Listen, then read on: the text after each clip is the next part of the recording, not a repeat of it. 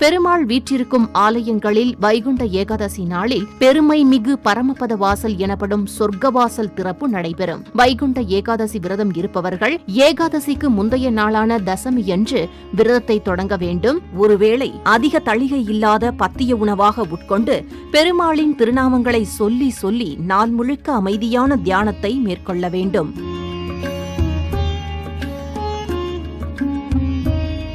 மறுநாள் ஏகாதசியன்று அதிகாலையில் நீராடி விரதத்தை தொடங்க வேண்டும்.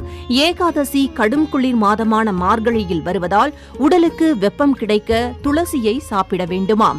ஏகாதசி நாளில் துளசியை பறிக்கக்கூடாது என்பதால் முதல் நாளே துளசியை சேகரித்துக் கொள்ள வேண்டும். அன்று முழுநாள் உபவாசம் இருக்க வேண்டும். 7 முறை துளசி இலைகளை சாப்பிட வேண்டும் என்கிறார்கள். குளிர்ந்த நீர் குடிக்க தடையில்லை. முதியவர்கள் உடல்நிலைக்கு ஏற்ப பழங்கள் எடுத்துக் கொள்ளலாம். பட்டினி கிடப்பதால்